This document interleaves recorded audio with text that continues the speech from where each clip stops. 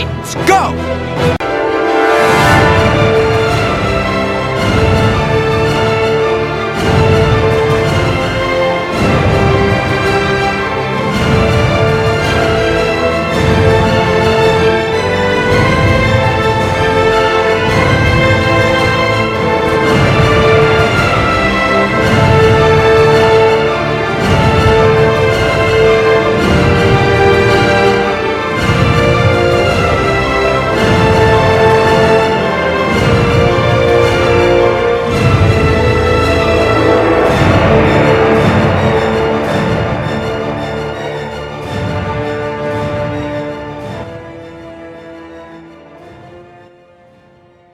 Hello again, everyone. Welcome back to Titan Talk, the Titans podcast. I'm one of your co-hosts, Charles Skaggs, back in Titans Tower once again, ready to talk Fallen with my wonderful co-host, fellow Titan Talker, and occasional Captain Grumpy, Jesse Jackson. Well, hey, Charles, I'm sitting here at the Titan Tower, and it's been shot up good. Yeah. We need to have maid service come and clean this thing up. I'm going to hate to see the bill for this. Absolutely. It's good. It's a bit messy. I mean, like, windows are knocked out. Yeah. You know, there's, like, some blood stains here and there, and, overturned tables and all kinds of chaos, and spilled giant bowls of cereal everywhere. And it wasn't even a fun party. No. I mean, at least they could have had a fun party. I am thrilled to be here this morning talking about Fallen, I believe is the name of this episode, correct? Yes, it is. Yeah, that's what we're going to talk about here at episode 46, which, of course, was the 10th episode of Season 2, just aired a few days ago on November 8th, 2019, the day after my mom's, her 83rd birthday. Ah, very nice. She celebrated that over the weekend, and this was written by Jamie Gorenberg, who previously wrote the episode Aqualad, which was a much better episode in my opinion, and directed by Kevin Sullivan, who directed the season 1 episode Origins. So I just thought I'd mention that real quick. Jesse, I kind of know some of your thoughts already, but before we get into our guest cast this week, what's your general thoughts about this one? He says trepidatiously. No, in the spirit of Meatloaf, 2 out of 3 ain't bad. Okay. I think there's 3 major storylines in this episode. Right. 2 of them I think were very good and moved the story along. The third was just horrible. It is horrible about everything, and when we get to that, we'll talk about it. And I'm glad to see that a couple places online had some of the same concerns that I did, specifically about timelines. Yes. And the speed of justice. Right. Yeah, this is, I mean, I've heard of it, like a right to a speedy trial, but this is ridiculous. Yeah, and when we get to that topic, we'll get on, I'll go on a little bit of a rant, but just to pull the curtain back, I actually asked Charles, I said, do you want to just spend 5 minutes saying this is a bad episode, and then we'll just catch up on some other podcast? And Charles, the true professional that he is, says, no. We have to rate this so someone else doesn't have to. Well, if you remember what I said exactly is I don't want to shortchange our listeners. Yes. I don't want to give them just a 5 or 10 minute episode because they're so kind enough to devote their time to us. And you are right. And I'm sure there's people out there that actually enjoy the episode. So I don't want to shortchange them. So I thought, yeah, we need to kind of do it. Maybe we need to hold our noses a little bit here, but I think we owe it to everybody out there, all you Titan talkers out there in podcast land. We're here to record this episode, so you don't have to. What were your quick thoughts? My quick thoughts are, generally, I thought this was just a little bit better than last week's episode. Okay. I kind of, regardless, setting aside the horrible setup and circumstances of Dick being imprisoned, I thought once he's in there, it's kind of an interesting story. But like you said, and we'll get into this a little bit more when we get into our topics. The logistics just don't work. And I think it's kind of intended to be a setup for him becoming Nightwing. But again, this is such a huge divergence from the comics, and we'll talk about this here in a minute. Yeah. It's very frustrating, and I posted on Twitter that how frustrated I was as a Titans fan that it seems like the Titans writers, the DCU Titans writers, are tanking the back half of the season after after such a strong start, and I'm worried that it's going to be kind of this kind of quagmire until the season finale. So hopefully they'll rebound a little quicker than that because, hey, we've only got 3 episodes left after this one. But that's what I'm kind of dreading at the moment. Yeah. So that's my quick thoughts. All right, good. Excellent quick thoughts, Charles. All right. Thank you. So guest cast this week. We get the return of Natalie Gumede as Mercy Graves, who does a great job. She's very menacing. Thumbs up. And yes, we'll talk about her a little bit, but a pretty cool mom. I love the scenes with her mom. Yeah, we actually get a little backstory with her having, she's basically obviously in a lesbian relationship, marriage. We don't know exactly what, but she has a partner, and apparently her partner has kids. So there's a fun little scene where they're in the car. I don't know how much it actually related to the story, but it was kind of like a nice little insight into Mercy actually having a personal life, and we'll talk about that more. Okay, good. We get the return of Raul Benea as Walter Hahn. Of course, we get Joshua Orpin as Superboy.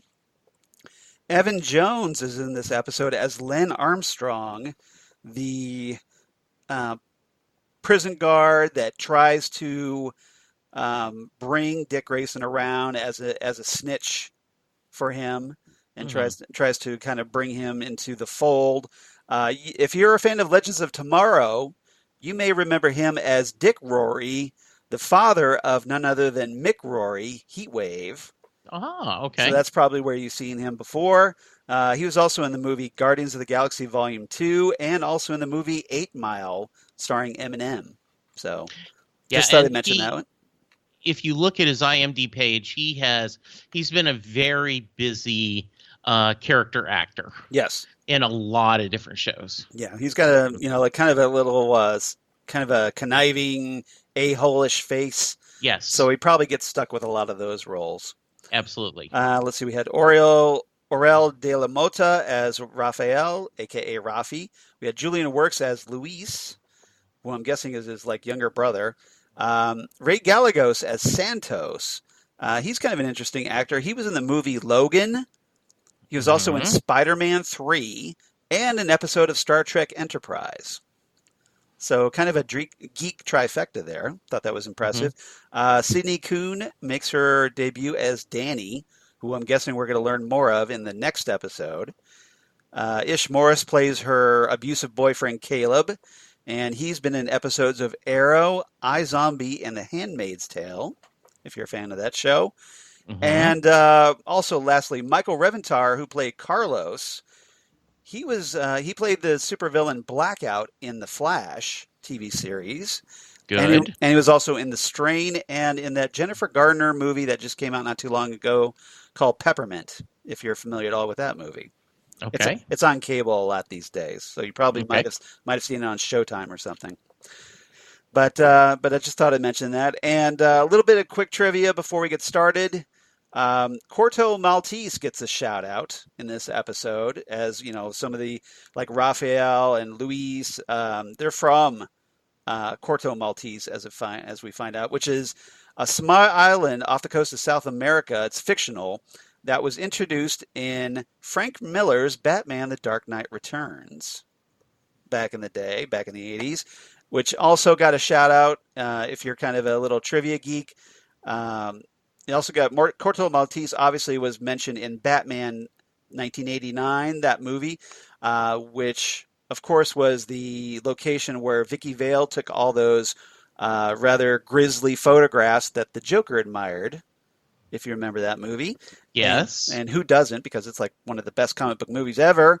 He was also given a shout out in Smallville, Arrow, and Supergirl. So I Nice. thought I'd mention that, a little bit of trivia. Mhm. 3 topics this week. So let's dive right into our most controversial topic. Now, I don't have a theme this week, but I had to call it this. This is my topic name for this. Gray, and in parentheses, sun, is the new black.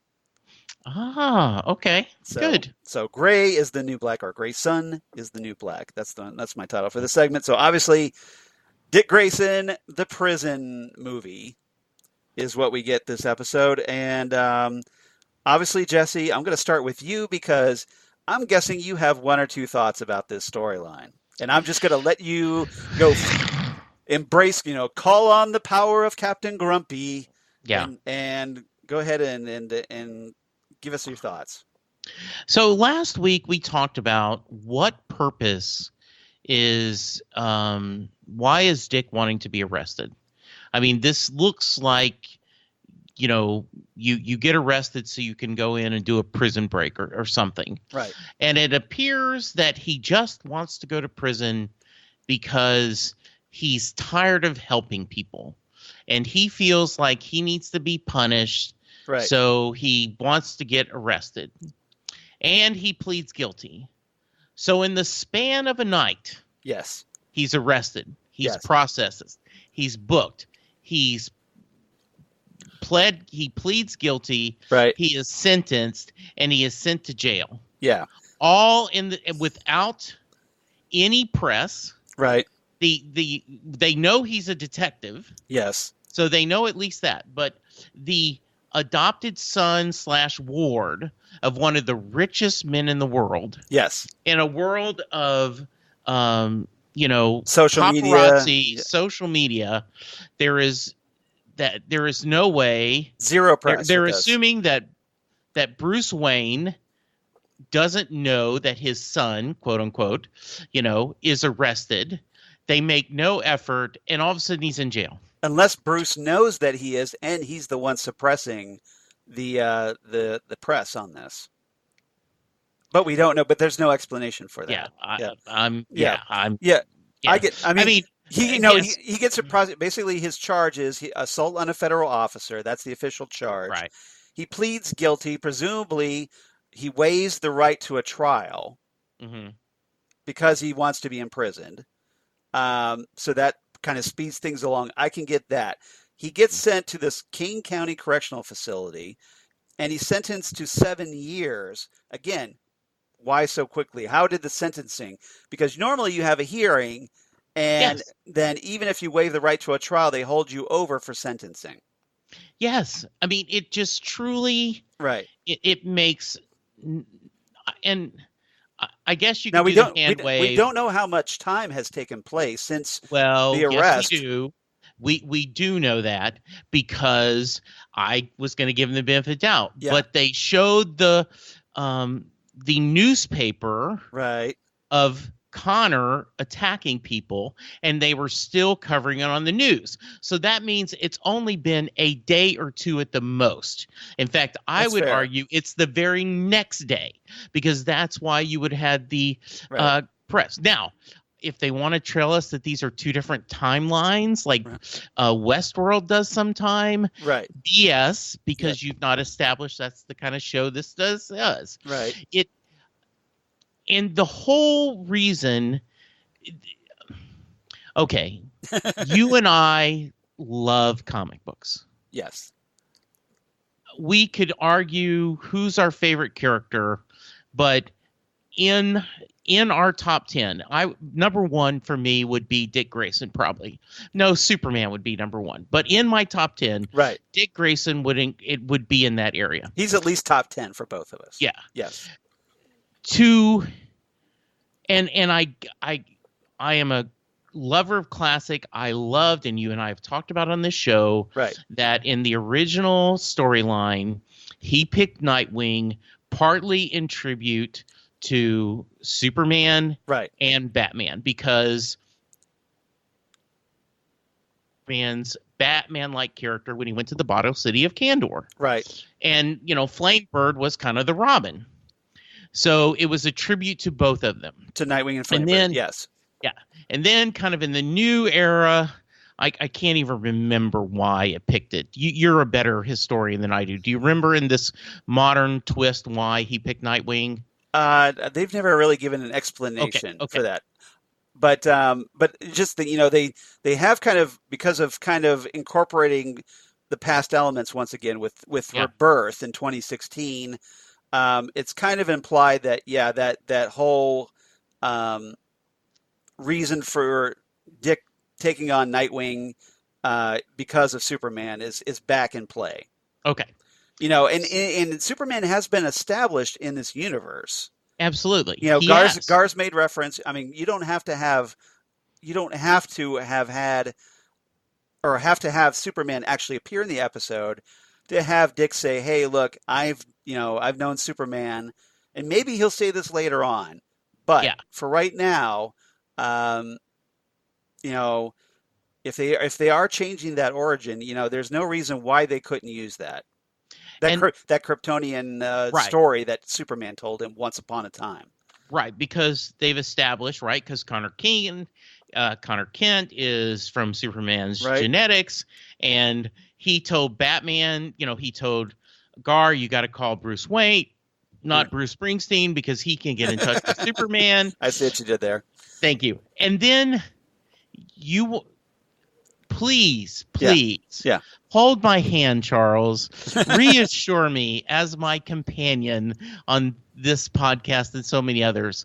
They are not going to use some criminal's legend about some folklore from some obscure island is going to be Dick's motivation, his inspiration to becoming Nightwing, because they show the scene on the prison wall. Yes. Yeah. So I want to throw up. well, for one thing, we don't know that they're actually criminals because they were just held over because they were in the country.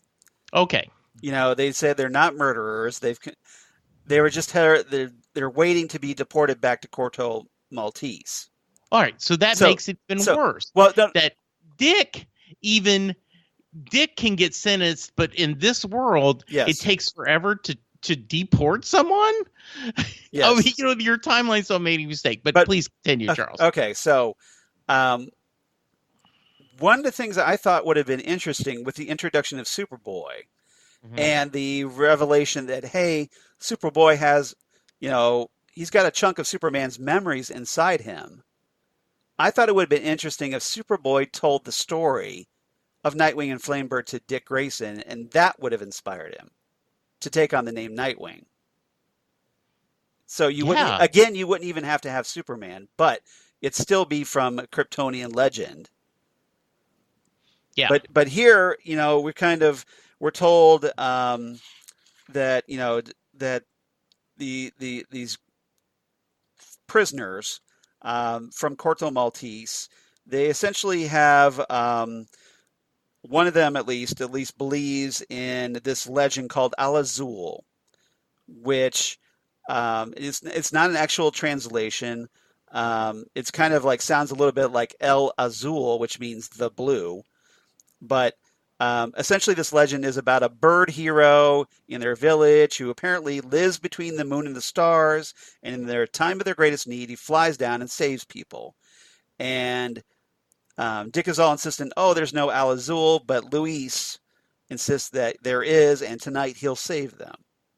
And he, like you're talking about the drawing on the wall. So he etches into this wall a design that kind of looks like a hybrid of Dick's Nightwing logo from Batman the Animated Series and the original kind of, that diamond-shaped Nightwing design from the George Perez original Nightwing costume. So there's kind of both elements of both in that. So maybe it's just enough to give Dick an idea of what he wants to do with his costume, perhaps. Maybe that's not he's not going to call himself Al Azul. We know that. He's going to call himself Nightwing. Yes. So that name Nightwing apparently has to come from somewhere else. Yeah. And maybe he's just thinking along the lines of, okay, it's a bird at night, and Hmm. so night bird, night wing. Somehow that'll get translated, or Yeah. he'll connect the dots somehow as a tribute. Hmm. The question now is, though, after helping free um, Luis and Rafi, um, and getting taken down at the end of the episode by the guards, presumably he's going to have even more charges thrown upon him. So Hmm. how are they going to get his record expunged? Unless the only thing I could think of is that Dick Grayson dies, Hmm. and Dick essentially goes off the grid and becomes full-time Nightwing. Yeah, could be. That's the only thing I could think of is how you get to erase this, um, Yeah. and get his record expunged. I have no idea how. Yeah. So we'll see. Um, I just, And I'm I, worried they're going to drag that on yeah, I just don't. another 2 episodes at least. Yeah, I don't like this storyline at all. I don't think it makes any sense. It, it, I just, if he was feeling this way, Right.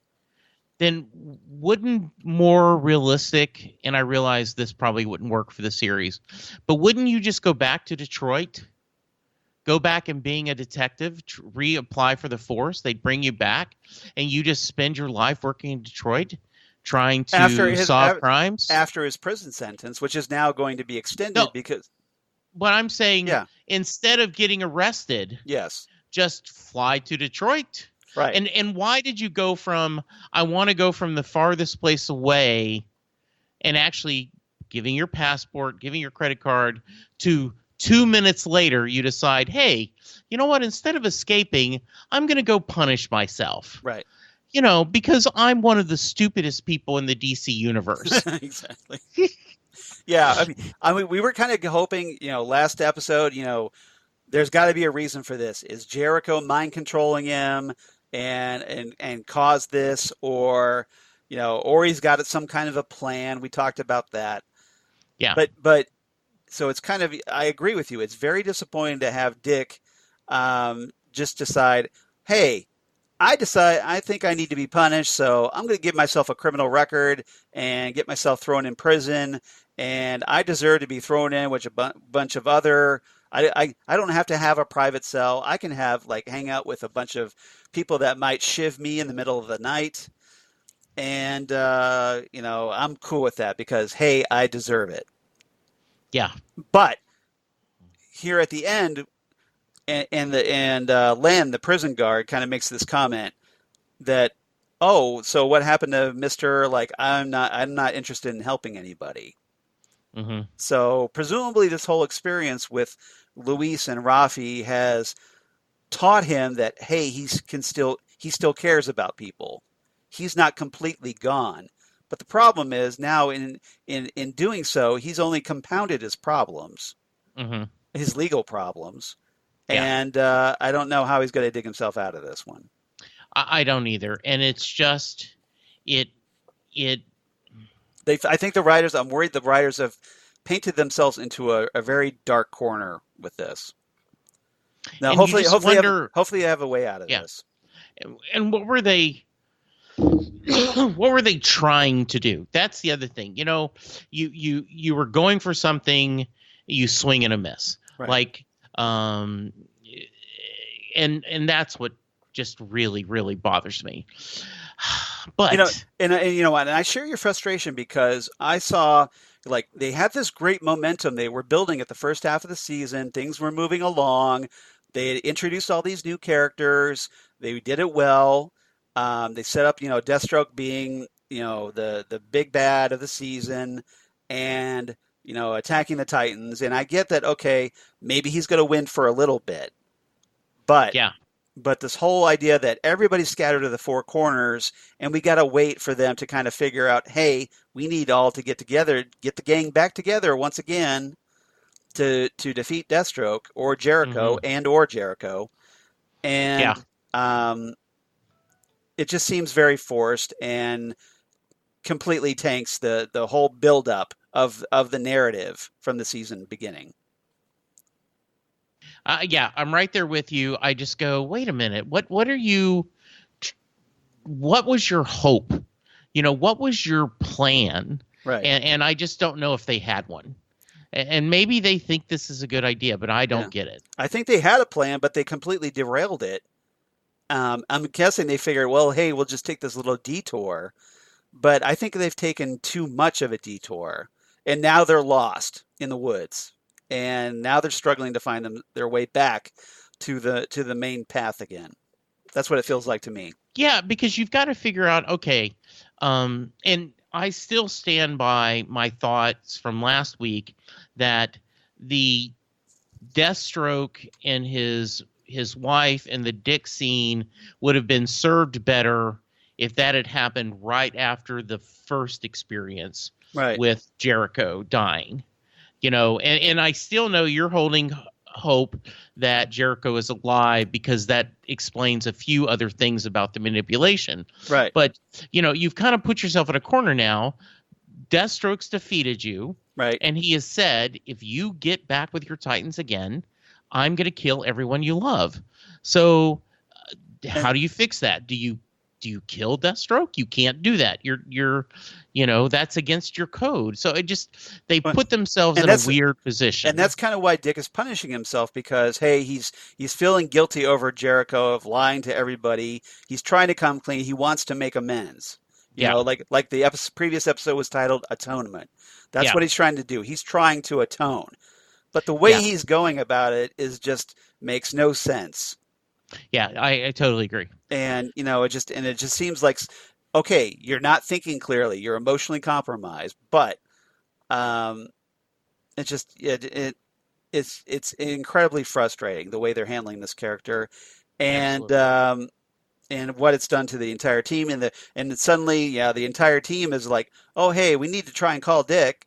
All we're getting is his voicemail because hey, he's in prison. So we don't know, even we said we didn't want to talk to him. Suddenly we need him. Mm-hmm. So, I don't know. It just it just kind of you end up kind of hitting all these dead ends if you're in a maze and you're like, what do you do? And that Charles sigh is just perfect. Just it's exasperation. That's what it is. It is. It absolutely. Okay. So rescue us, Charles. Get us out of the ditch. Move on to some of the other storylines that I do not think were too bad. Okay. So unlike the Titans writers, I'm going to dig us out of this one. Good. And let's talk about topic number 2. Let's talk about Rachel and Dani. So we get catch up with what's going on with Raven. We find out that apparently after she ditched Donna in the middle of the street and decided to go off, and she's like, okay, screw this, I'm going to get my own subplot. So she goes to what is apparently some kind of soup kitchen. Mm-hmm. And she sits down next to this runaway girl named Dani. Tries to bond with her. It's kind of interesting because Dani looks like she's depressed, down on her luck. Rachel, to her credit, tries to cheer her up a little, cracks a little joke, breaks the ice, and the two kind of start talking. So I want to get your thoughts on Rachel and new character Dani, who I'm guessing we'll see more of, judging by the way this episode ended. Take a deep cleansing breath from the previous topic, and let's hear your thoughts. Yeah. I liked this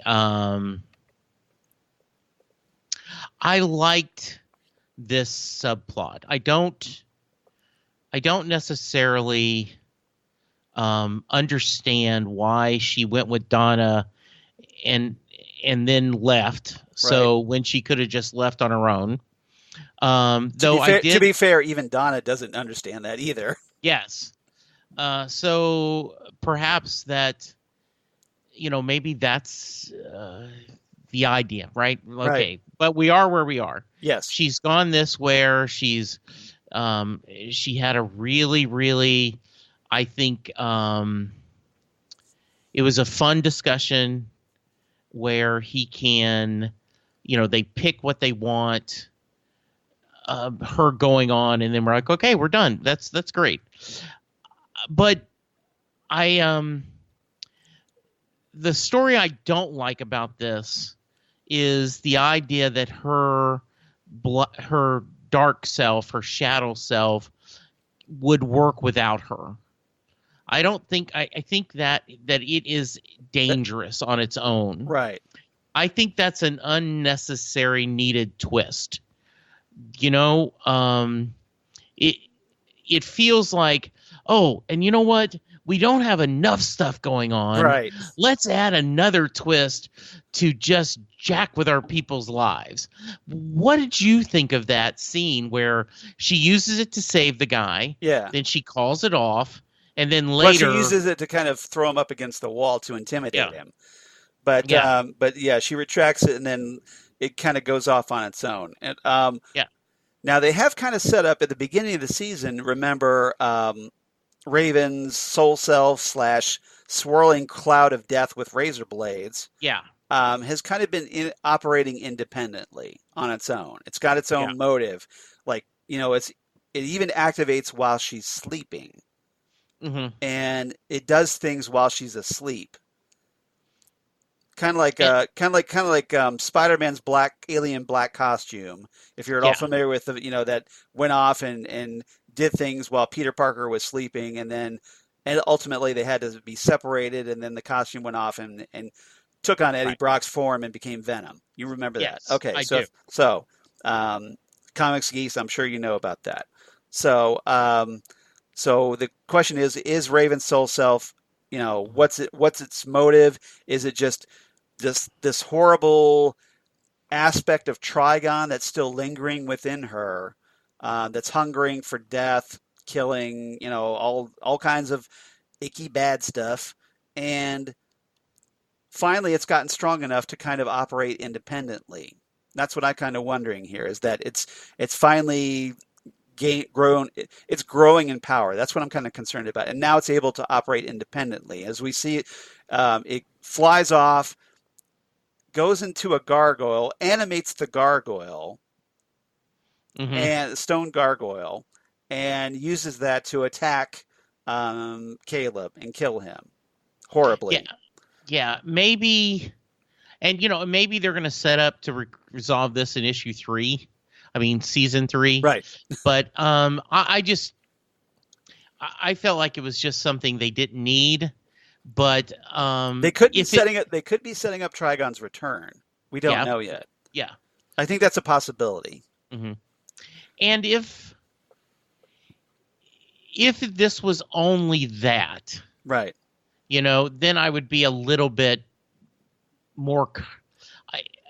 I guess if they had not made this big misstep with Dick, I would be a little more okay with this. But it just feels like that. Yeah. But Well, it's just like except for it's like I another liked thing we have to pay attention to. Yeah.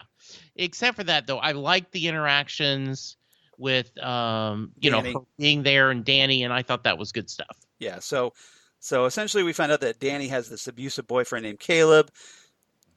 Rachel intimidates him, scares him off, and Yeah. presumably unwittingly kills him. Yes. Presumably, she doesn't know what her soul self did on its own. No, that's the story I get. Yeah. Yeah. So she'll find out presumably later, and which kind of absolves her directly of any crime of directly killing anybody. Right. Because she would look like she wanted to kill Caleb until Mhm. Caleb was like pleading for his life, and then she kind of thought about it and was like, okay, I'll retract this. But presumably Yeah. the soul self wasn't satisfied, and that's why it went off on its own. Yeah, and that could be one of those where it she thinks she's controlling it, Right. but it is following her darker nature. Yeah, I You think know, I think yeah. it's controlling her more than she's controlling it. Yes, Yeah. absolutely. And again, like it kind of like the alien costume a little bit. Yeah. So Dani's like, first Rachel's concerned that Dani's going to be freaked out by what just happened, but Right. Dani thinks it's awesome, and so she brings Rachel back to this little hideout where we find out presumably there's some other runaways, hmm and Dani introduces her as someone who can help them. Now we Yeah. don't know how she's going to help them, what with, Yeah, I and don't know either. so we'll find out. But apparently, it's kind of this little rabbit hole that Rachel's now going down, Hmm. and we'll get involved with a bunch of other people. And again, I think it's meant to kind of detour us from getting the team back together sooner than they should. Absolutely, I agree with that. So, I mean, it's interesting, but I think at this point we don't need to see that. We need to get the team back together as fast as possible at this point Absolutely, and get the yes, storyline back on track. So yes. that's my take anyway. So, anything else about this segment? Nope. All right. So, third topic, and this is another kind of more of a main topic here. Third topic, I want to talk about Gar, who gets more to do in this episode. Connor, Crypto, who has a couple of fun scenes because everybody loves Crypto, right? Yes, And absolutely. Crypto and is amazing. and Mercy Graves. So Hmm. we talked about Mercy a little bit at the beginning. So what did you think of this storyline where Gar, reconnects with Connor, and hey, Mercy Graves is back, and they've tracked down Subject 13 because hey, he attacked 4 cops, which kind of got some attention, and so Subject 13 is back on Cadmus's radar. So what did you think of all this? So this was a really, once again, I thought Connor attacking the police was dumb. Right. And it, and we're going to blame Gar a little bit on this, but okay, that happened. Let's move on. Based on what that happened, I really liked this story where you've got to get back together. Crypto being there, kind of showing back up at the tower, them having a plan. Mercy getting a phone call while she was on family time. Oh, you got to go back. Hey, I got to go back to work. Right. Thought it was really funny. All 3 of the people in the car were staring at their phones, which is very modern-ish, Right. and Mercy's like, hey, let's do family time. And Yeah, like, all right, we're doing board game night. So, yes, so Mercy, who is this horrible person, yes, is like, okay, we see that she has a family life, and it's like, okay, kids, you're not engaging, so we're gonna do board game night. And yes, they're setting all these conditions, like yeah. Well, oh, because we it's have to gonna make be it. It's got to vegan, be and yeah, vegan. Yeah, exactly. And it's yeah, just and Mercy looks over at her partner for a little support and help, and yeah, her partner is just kind of shrugs like eh, they don't like fish. yeah, exactly. So Yeah.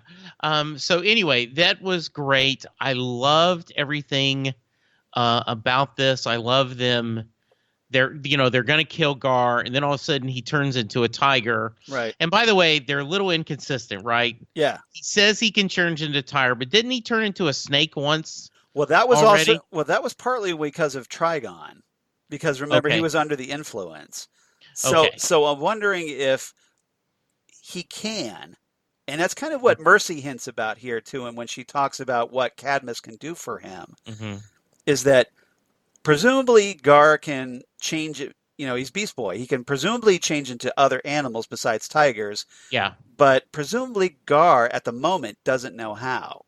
Right. So we did get to see him as a snake, so we know he can. It was Yeah. established.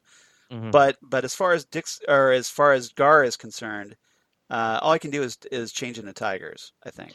Yeah, so I like that. I was really happy with it. I like the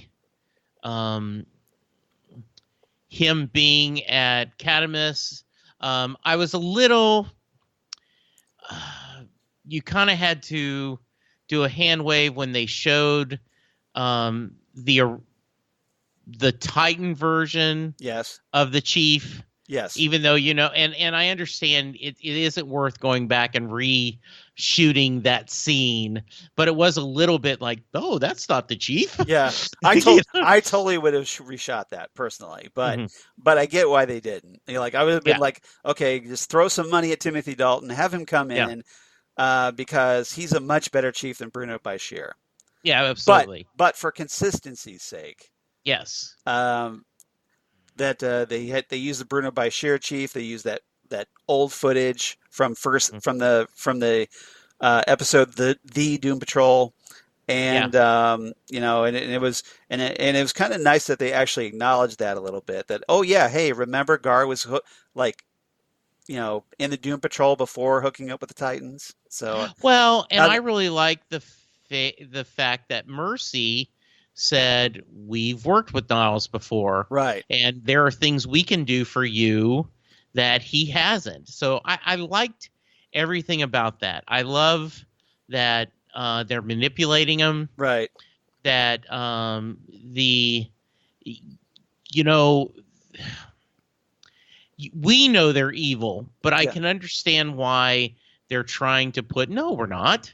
We're just trying to take care of people. yeah. So that was really well done. And like, Eve, oh, we've worked together and this. To So yeah, manipulating Connor the same way. It's like, yes. well, and I thought that was interesting because Connor, they basically attack Titan's Tower. Hmm. And they're fighting off the soldiers, and then Eve comes in and says, "Hey, look, we're cool, right? We're not here to harm you, even though we've just busted in and tried to attack you with weapons." Hmm. Um, so right there, if you were thinking clearly, you should I can't trust these people. Yes. But once Mercy references Eve and knows that Connor cares about Eve, that's a way to manipulate him. And she tells him this line is Eve, with you? And she goes, no, but she sent us. Hmm. Complete lie. Yeah. But Connor, not being so trusting, Yes. just wants to reunite with Eve. That's all he cares about. So he goes along willingly Yeah. back to Cadmus. Yeah. So that was did not feel like it was a step backwards. That Right. makes sense with Connor involved in that. Right. So I was happy with that. Yeah. Now I did one of the things I liked it once Gar's brought back to Cadmus too after being tranquilized. Hmm. Now he has that restrictive neck collar so he can't change into a tiger. Again, this Hmm. would be a great time to say, "Oh, let me change into something smaller that can Yes. escape the collar." Yes. But hey, Yeah. um, so one of the things I loved though about that whole scene was that Gar was so adamant toward her that, Hmm. look, you can offer me whatever you want, but all I want is to be a Titan. Yeah. And I really like the fact that out of all the Titans we've seen so far, Gar is the one who's most loyal to the ideal.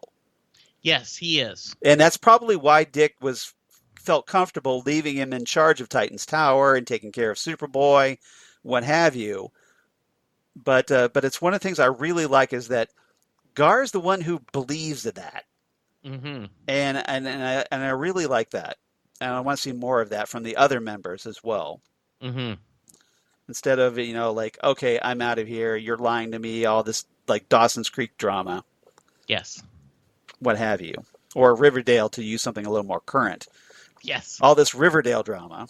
Hmm. Um, so what do you think? There's we kind of end the episode with in a very kind of a cool way, I thought, where Mercy is telling Walt that she spoke to Luther, and apparently there's been some changes in regards to Subject 13, and she also references once again Project Rakshasa.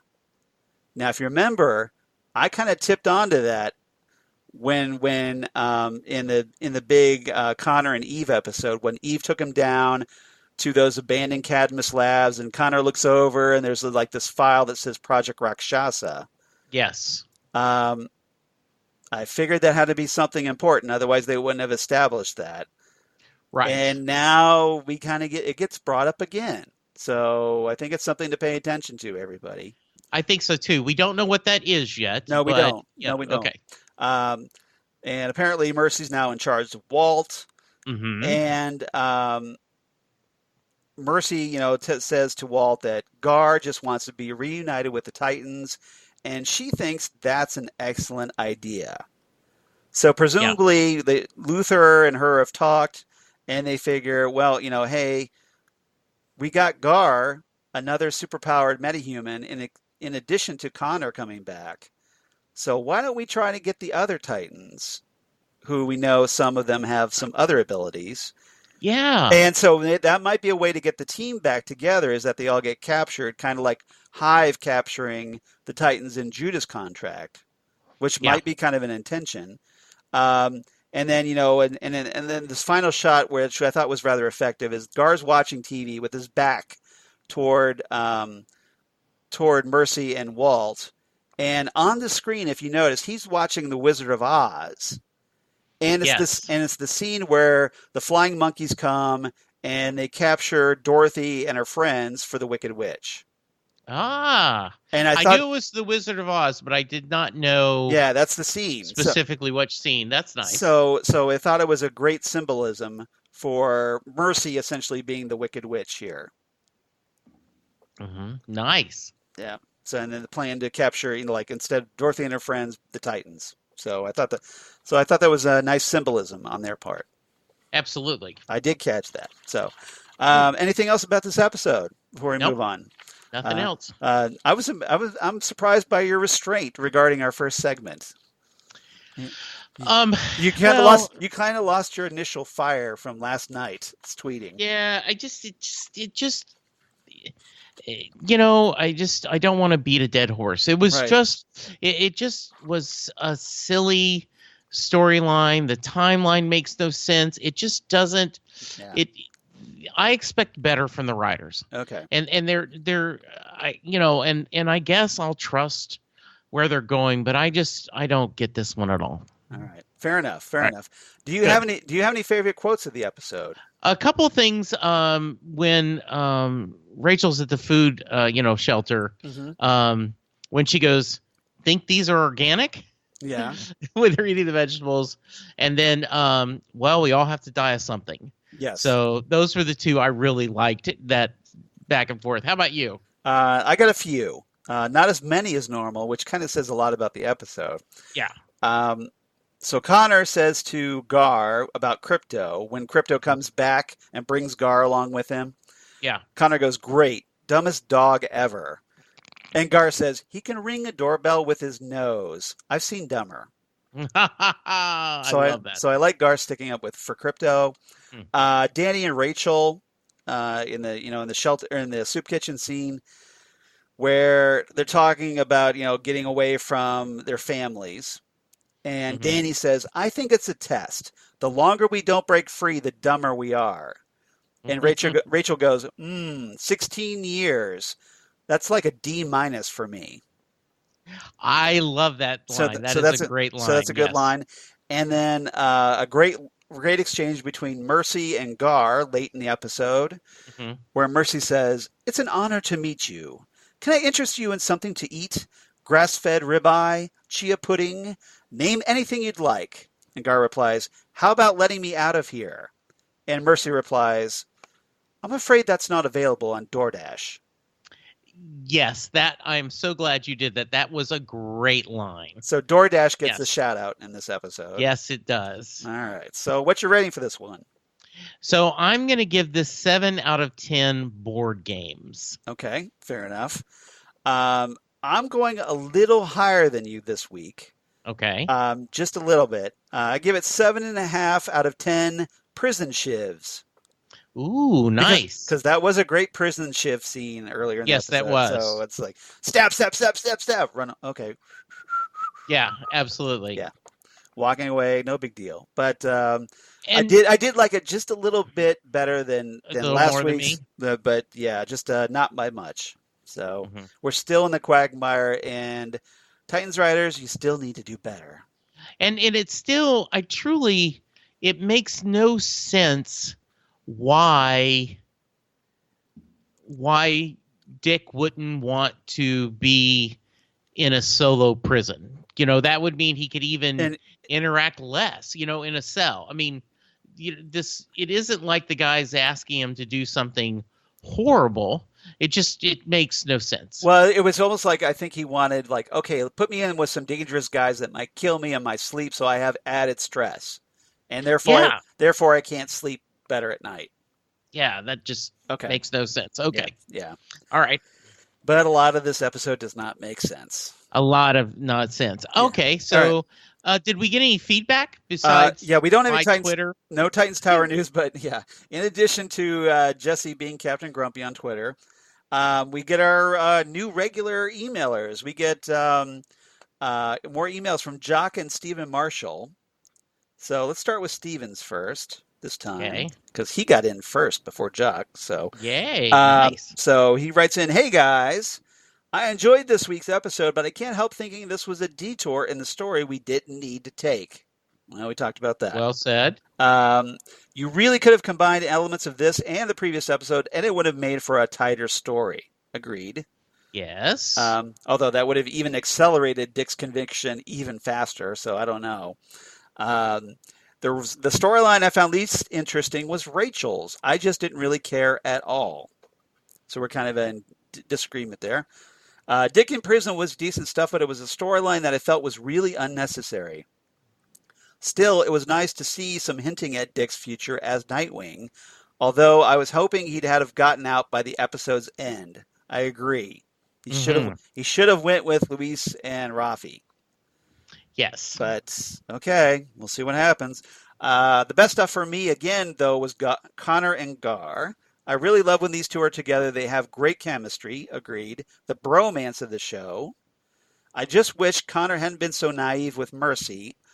Although I think I know where we are heading to. A brainwashed by Cadmus Gar rejoining the Titans only be reverted back somehow, which then leads the team back to Cadmus to rescue Connor. Yeah. I'm sure they'll track down Rachel as well, and I think Bruce Wayne will get Dick out of prison. So him saying that makes Yes. me think of something a little different, and I apologize. Okay. You could have almost accomplished the same thing if he refuses bail. Yeah. And he is in jail pending trial. Yes. Or pending sentence. Yes. Agreed. And you could say like he's in a holding cell.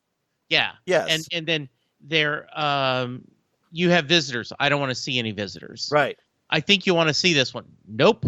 And then, you didn't even have to have Bruce Wayne show up. No. You could just say, but it's your father. Nope, yeah. Don't want to see anyone. Well, but Bruce being Bruce, he would have just shown up inside the jail cell because hey, he's Batman. He could get in there. Absolutely. So Matches would have shown up, but yes. Oh yeah, as Matches Malone, you're saying, but I think he would have just got in there anyway. All ninja-like because he's Batman. Yes, absolutely. All right. So he continues. I'm also now wondering if the studies will end with Dick once again going to face Deathstroke alone. Hopefully he's learned his lesson. However, this time the team will show up just in the nick of time to back him up. Then together, finally as the Titans, they'll defeat Deathstroke. Anyway, guys, thanks again and keep up the great work. Well, thank you again, Stephen. Yeah.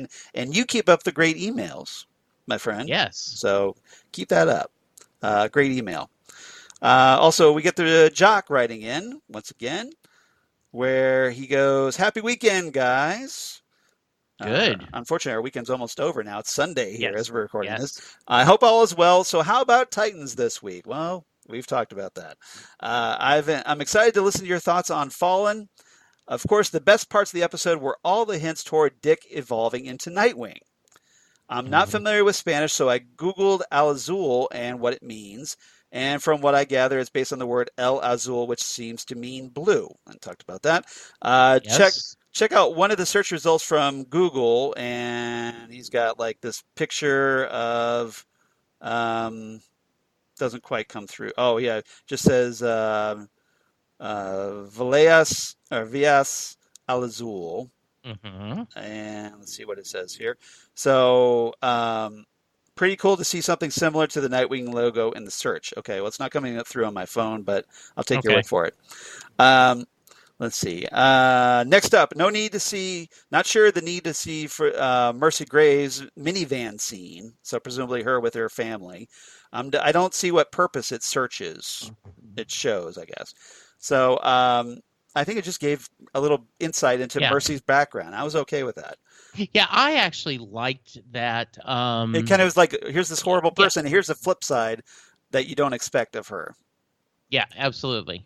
Although it did produce one of the funniest lines in the episode, as Mercy is trying to get everyone to spend quality family time together for game night, she's not getting any help from her partner. Where he goes, Mercy, I could use a little help.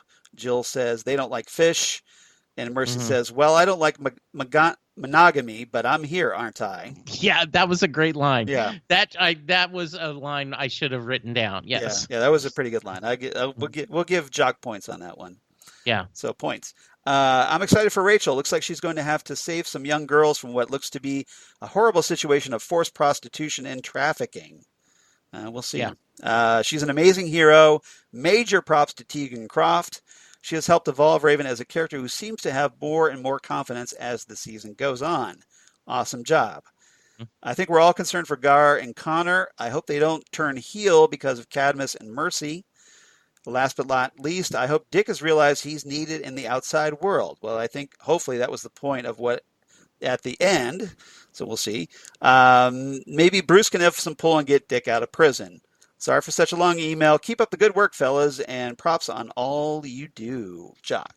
Thank you. And it not too long at all. It was a perfect email. Thank you so much. Exactly. Thank you, Jock. And props to you for the killer email. So yeah. Right back at you, man. So if you want to be like Jock and Stephen Marshall, please write in to us at TitanTalkcast@gmail.com. Give them a little competition, guys. So TitanTalkcast@gmail.com, or you can reach us on Twitter at TitanTalkcast. We'd love it if you'd liked and follow us there.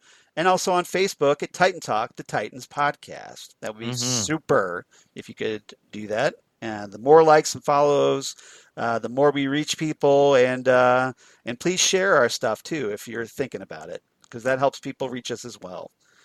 So Jesse, how about you? Well, you can find me on social media at Jesse Jackson DFW on Twitter. You can find me on Facebook at Jesse Jackson in Louisville, Texas.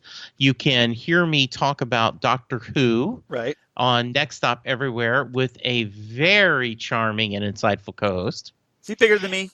No. I think y'all are similar. Okay. Then you can also hear we have returned. Charles and I have brought back the Fandom Zone podcast from the Fandom Zone, and we are talking Watchmen, which is so far have not done any. I have not seen too many missteps. I am really, really enjoying the series, and I recommend you, if you've not seen it, you should watch it, and then definitely go to Phantom Zone, download our discussions as part of your journey through that. I'm on Set Listing Bruce, where I talk about Bruce Springsteen and his fandoms. I'm in the middle of a 30 days of postings, and I just recently was a guest contributor. I was being interviewed by a podcast called Your Podcast or Mine. Interesting. And yes, wonderful. Sherry has different podcast hosts, and she interviews them. She talks about their podcast, about what got them into podcast and what they enjoy. I give a shout out to yourself and my other podcast, but most of it we spend talking about Set Listing Bruce, because Sherry is a big music fan. She had joined me on Set Listing Bruce, so returned the favor having me on Your Podcast or Mine. Do a Google search for that if you want to hear me kind of talk behind the scenes stuff about podcasting. Charles, how about you? Well, obviously, Charles Skaggs, at Charles Skaggs on Twitter, at Charles Skaggs on Instagram. Facebook, of course, Charles Skaggs in Hilliard, Ohio. And my blog of geeky things. Come on, you. Damn good coffee. And hot. Damn good coffee and hot, where I talk about all the stuff we talk about here on Titan Talk, including Titans news, Doom Patrol news, all kinds of comic book sci-fi news and news of my other podcasts they do for Southgate Media Group, including the aforementioned Next Stop Everywhere, the Doctor Who podcast, where Jesse will be rejoining us here in a couple of weeks to talk The Creeping Death, a Big Finish Doctor Who audio. Yes. There'll be a lot of fun with that. And then also the aforementioned The Fandom Zone podcast. And everybody, if you're a fan of HBO's Watchmen, and I hope you are, because like Jesse said, it's been fantastic. The first 3 episodes, especially episode 3, it seems to be getting better and better with each episode. And we're having a ball talking about it. We're going to talk about episode 2 right after we record this podcast and take a bathroom break, and then we'll come back and we'll talk about it. So please check us out, the Phantom Zone podcast. We would definitely appreciate that. So if you're at all interested in Watchmen, or you know somebody who is, please check out the Phantom Zone podcast. Absolutely. Otherwise, Ghost with the Twin Peaks podcast that I do with Zan Sprouse, wife of comic book artist Chris Sprouse. We talk about all things Twin Peaks and David Lynch. Please check me out there. And also recently, I was on DJ Nick's podcast, Happiness and Darkness. And DJ Nick, who's co-hosted here a couple of times here on Titan Talk, and will hopefully be here for episode 50 when we talk our Titan Season 2 wrap-up special. But on his podcast, Happiness and Darkness, I was fortunate enough to talk about my second all-time favorite comic book movie, The Dark Knight, the 2008 movie by Christopher Nolan, starring, of course, the late Heath Ledger as the Joker, and, of course, Christian Bale as Batman Bruce Wayne. Had a lot of fun talking about that, and it's always great to talk on Nick's podcast. So if you enjoy what I do here, I hope you do. Please check us out on Happiness and Darkness. Absolutely. So give a little love to Nick because he's so kind to us.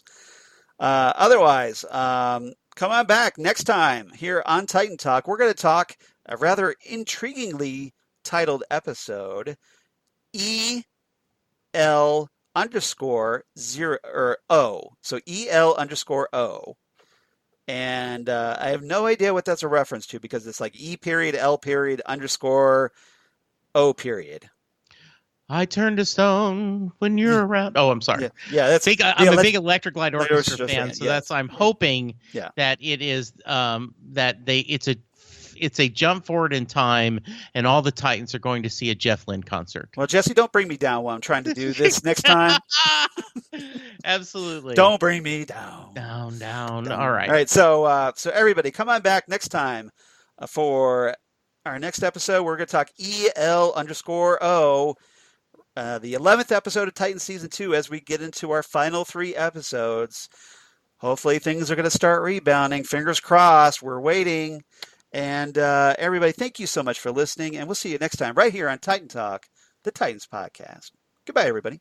Goodbye.